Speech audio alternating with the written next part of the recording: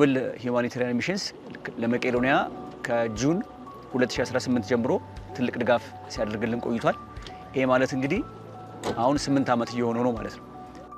እንግዲህ መቄዶንያ እንደምታውቁት አልጋ ቁራኛ ሰዎችን የሚረዳ ድርጅት ነው። በዋናነት የተቋቋመውም አልጋ ቁራኛ ሰዎችን ለመርዳት ነው። ስለዚህ እነዚህ አልጋ ቁራኛ ሰዎች ደግሞ በዋናነት በጣም ትልቁ ፍላጎት ምንድነው? ዳይፐር ነው። ዳይፐር በጣም ውድ ነው ደግሞ ኢትዮጵያ ውስጥ። ከዚያ አኳያ እንግዲህ ኖብል ይሄን ክፍተት ነው ይሞላልን ማለት ነው። ከዛሬ ድረስ እንግዲህ በርካታ ኮንቴነሮች በባህር መጥተዋል። ወደ 16 ኮንቴነሮች እስካሁን ተጓጉዘዋል ማለት ነው። ከዛ ውጭ ደግሞ ፓሌቶች ደግሞ በኢትዮጵያ አየር መንገድ በአየር ደግሞ ወደ 146 ፓሌቶች እስከዛሬ ድረስ መጥተዋል ማለት ነው።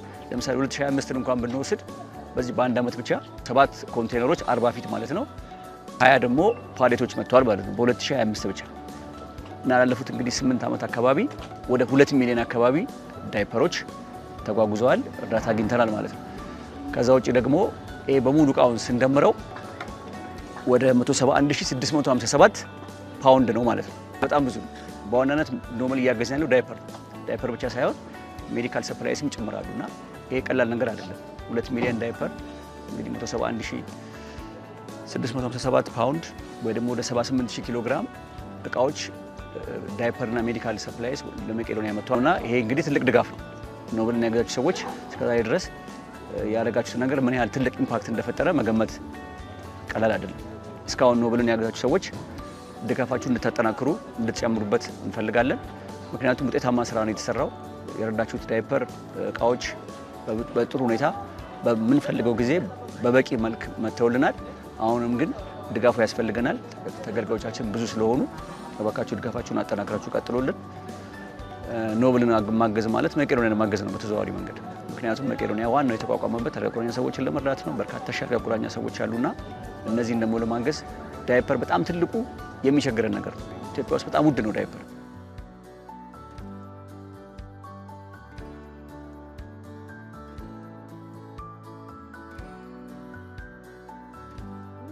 ለአረጋውያንና ለአእምሮ ሕሙማን የሚያስፈልጉ የሕክምና ቁሳቁሶችና የጽዳት እቃዎችን በመላክ ላለፉት 8 ዓመታት ሲያገለግለን የቆየ ትልቅ ተቋም ነው።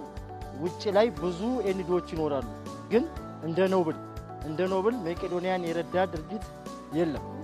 ለአረጋውያንና ለምሳሌ በ2025 7 ባለ 40 ፊት ኮንቴነር ነው ያስገቡልን። 7 40 ፊት ኮንቴነር ዳይፐሮች፣ የሕክምና እቃዎች፣ አልጋዎች፣ ዊልቸሮች፣ ወከሮች ለአካል ጉዳተኛ የሚሆኑ እና ይህ ድጋፍ ላቅ ያለ ከፍ ያለ ነውና ኖብልን የምትደግፉ ሁሉ የተሰጠን ድጋፎች ደርሰውናል፣ እኛ እጅ ላይ ገብተውናል። የኖብል አጋር የሆናችሁ ድርጅቶችም ድጋፍ አድርጉ። ለኖብል ድጋፍ እንድታደርጉ ነው እኔ የምጠይቀው። በአረጋውያንና በአእምሮ ሕሙማን ስም እንደዚሁ በሕክምናም ክፍሉ ስም እጅግ አድርጌ ያመሰግናለሁ። እግዚአብሔር ይስጥልኝ። ስለዚህ እባካችሁን ድጋፋችሁን አጠናክሩልን፣ ኖብልን አግዙ። በዚህ አጋጣሚ ደግሞ ኖብል ላለፉት እንግዲህ 8 ዓመታት ላደረገልን ትልቅ ድጋፍ ከነ ባለቤቱ ቶማስን ከልብ አድርጌ ያመሰግናለሁ። ድጋፍ ያደረጋችሁትንም እሱን የሚያገዛችሁትን እናመሰግናለን።